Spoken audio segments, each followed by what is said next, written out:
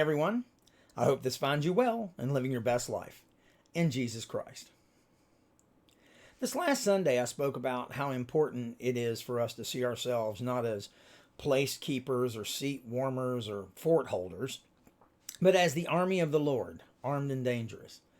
In that sermon, I pointed out that we are well armed and well trained by the Lord, who is our commander-in-chief, not to only conquer the land, but possess it as well. We're in a battle every day for the lives of everyone we meet.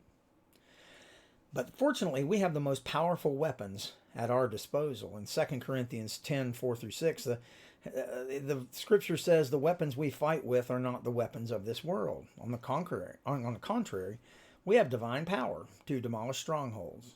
We demolish arguments and every pretension that sets itself up against the knowledge of God, and we take captive every thought to make it obedient to Christ.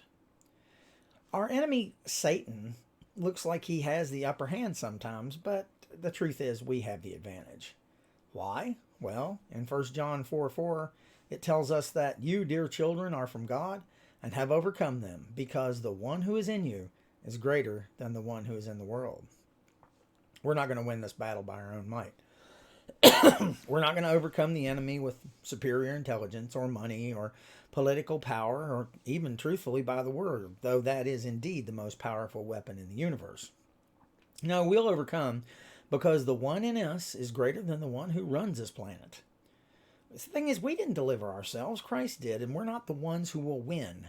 Christ will. It's only through his name, his power, his blood, and his word that we can take the victory. It's only through Christ that we can conquer death, find peace and purpose, and make a real difference in this world. But we have to be careful not to underestimate our enemy. I mean, come on. When you look around at the success of evil in history, and especially in our day, you can see that the enemy has great power.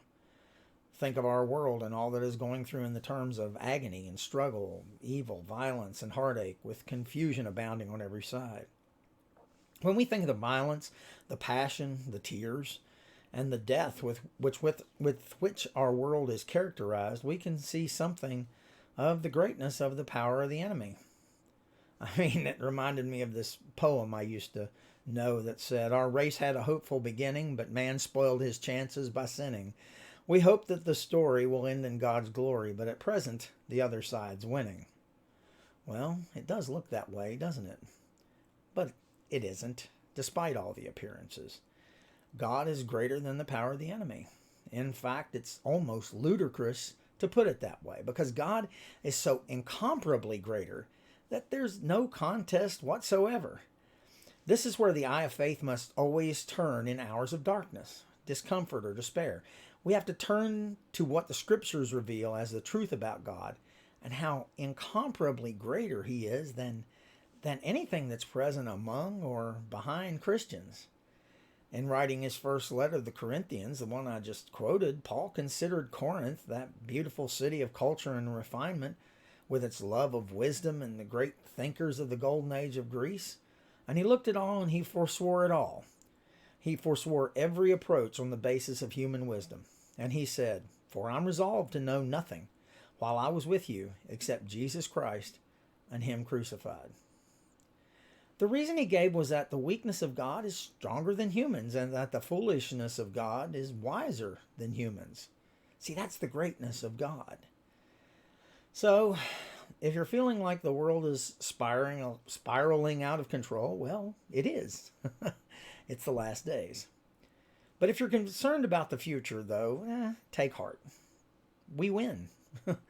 Not through might, nor yet by power, but by his Spirit. Remember today, greater is he that is in us than he that is in the world. Never forget it. I hope you make today a terrific day. I want you to know that I'm here if you need me.